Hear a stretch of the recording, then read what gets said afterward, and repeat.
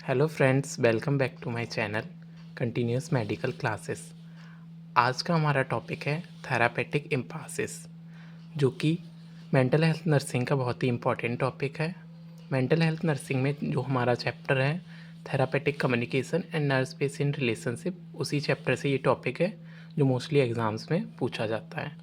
सबसे पहले मैं आपको बताऊंगा कि थेरापेटिक इम्पासिस क्या होते हैं, और उसके बाद मैं बताऊंगा कि इसके मैनेजमेंट हम कैसे कर सकते हैं। वीडियो को लास्ट तक देखें जिससे आपके जो है कॉन्सेप्ट अच्छे से क्लियर हो जाए।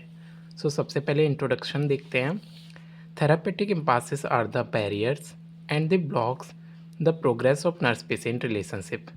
थेरापेटिक इम्पासिस क्या होते हैं? ऐसे बैरियर्स होते हैं या फिर ऑब्स्टकल्स होते हैं जो क्या करेंगे, नर्स पेशेंट रिलेशनशिप है उसको ब्लॉक कर देंगे। एक हिसाब से उसमें बैरियर्स आते हैं। मतलब थेरापेटिक इम्पासिस से क्या होगा, जो एक नर्स पेशेंट का अच्छा रिलेशनशिप होता है, हेल्थ, जो नर्स पेशेंट को हेल्थ प्रोवाइड करती है, तो जो एक दूसरे को अंडरस्टैंड करने के लिए वो जो रिलेशन बनाते हैं, उसमें थेरापेटिक इम्पासिस क्या एज अ बैरियर एक्ट करते हैं।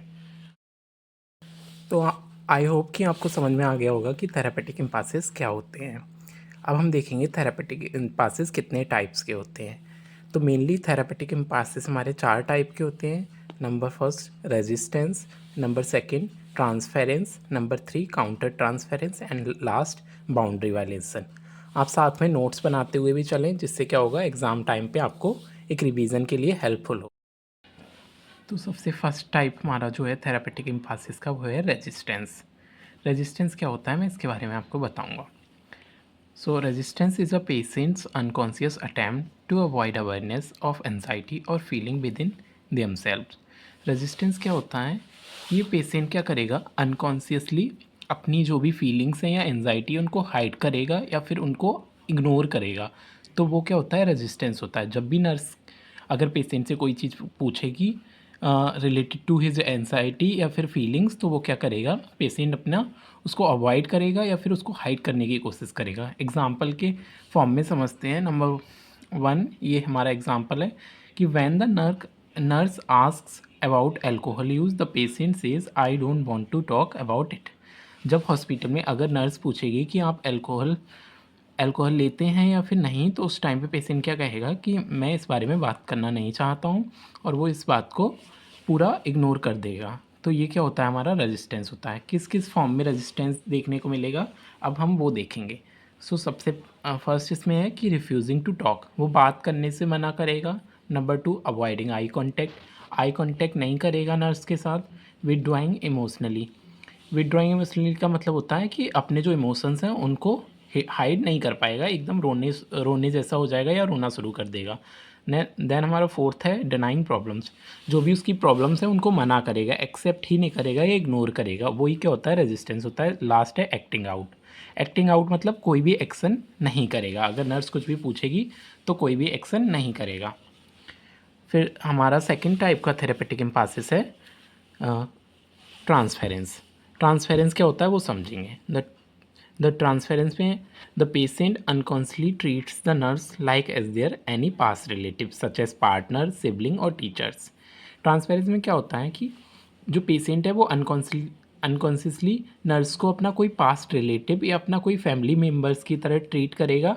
वो जैसे कोई पेरेंट हो सकते हैं, उसके सिबलिंग हो सकते हैं या उसके टीचर, इस टाइप से ट्रीट करेगा नर्स को पेशेंट। तो ये क्या होता है, हमारा ट्रांसफेरेंस होता है। For example a patient who lost their mother early, the he seeing हर, मतलब हर मतलब नर्स को एज हिज मदर।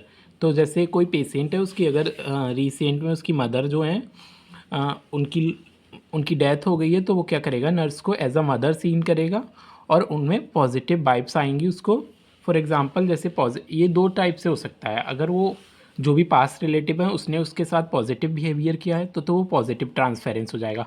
अगर जो वो पास्ट रिलेटिव अपना नर्स को समझ रहा है, तो अगर उसने नेगेटिव किया तो नेगेटिव कोई बिहेवियर किया है पेशेंट के साथ, तो वो नेगेटिव ट्रांसफेरेंस में आ जाएगा। सबसे पहले हम समझते हैं पॉजिटिव ट्रांसफेरेंस।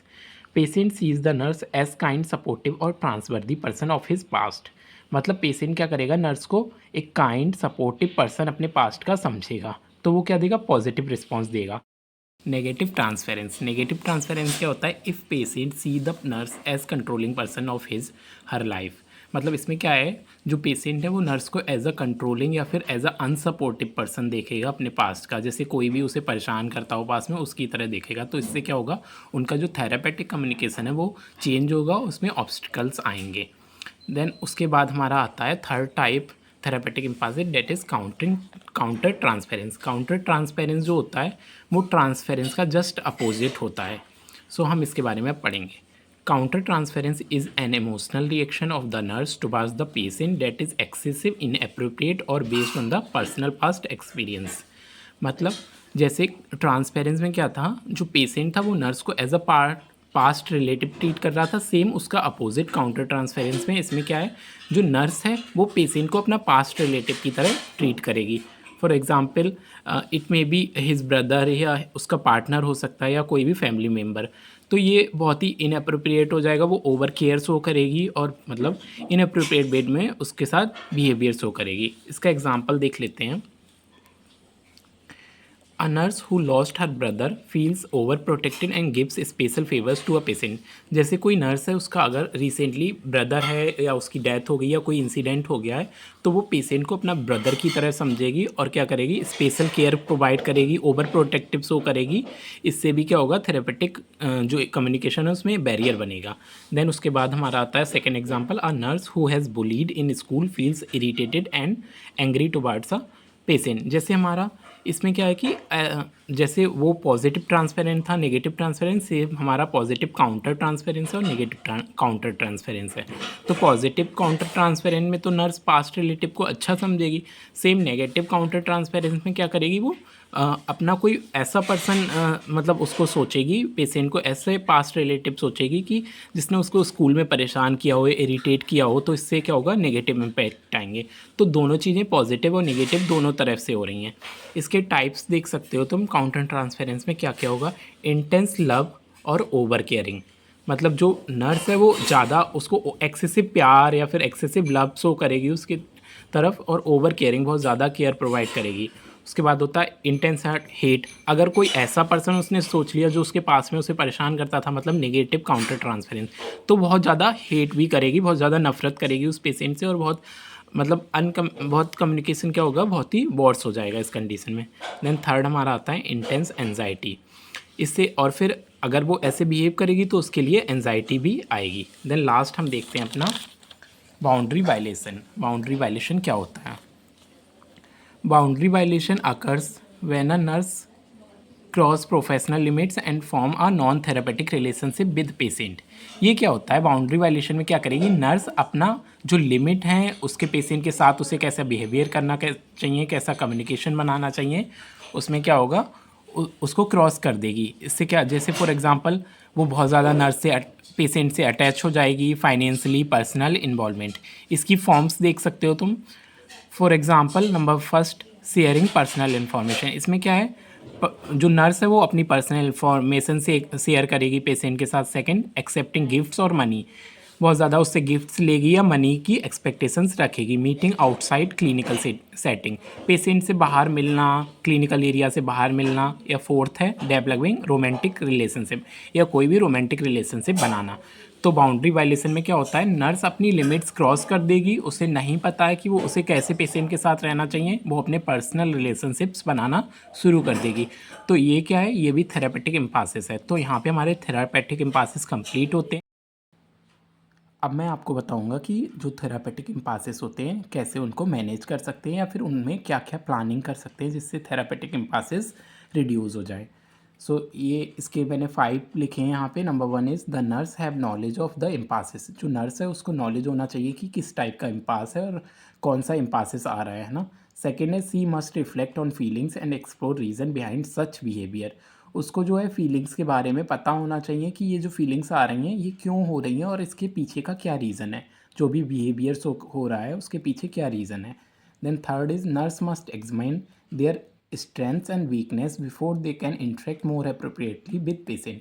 नर्स जो है उसको एग्जामिन मतलब उसको पता होनी चाहिए अपनी वीकनेस और अपनी स्ट्रॉन्ग वाले पॉइंट्स उसको पता होने चाहिए बिफोर द इंटरेक्ट। जब वो पेशेंट से बात करना चाहती है अप्रोप्रिएट वे में, उससे पहले उसे पता होने चाहिए कि उसकी क्या वीकनेस है और क्या स्ट्रॉन्ग पॉइंट्स हैं। देन फोर्थ है nurse must be open and clear about their genuine reaction. Nurse को ओपनली होना बोलना चाहिए, ओपनली बोलना चाहिए और क्लियर रहना चाहिए देयर जेन्युइन रिएक्शन, मतलब रियलिटी बेस्ड चीज़ें। पेशेंट के साथ रियलिटी बेस्ड चीज़ें बतानी चाहिए, फेक प्रोमिस नहीं करना है। Then last is fifth, limit boundaries in useful when patient act inappropriately towards nurse. जब पेशेंट अगर इन अप्रोप्रिएटली वे में रिएक्ट करता है, जैसे कोई भी चीज़ हो गई, अगर बाउंड्री क्रॉस कर रहा है पेशेंट, तो जो है नर्स को अपनी लिमिट सेट कर लेनी चाहिए, उसे फिर उस टाइम पे ही स्टॉप कर लेना चाहिए और उसे वहीं पे उस पर स्टैंड लेना चाहिए कि उसे उस टाइम क्या करना है। ठीक है, थैंक यू गाइज। ये हमारा पूरा कंप्लीट हो गया टॉपिक, जो कि थेरापेटिक इम्पासिंग एंड इट्स मैनेजमेंट। इसको ज़्यादा से ज़्यादा लाइक करें, शेयर करें और अपने फ्रेंड्स को भी बताएं, जिससे ये टॉपिक उनका भी ईजी हो सके और उन्हें इसका बेनिफिट मिले। Thank you guys.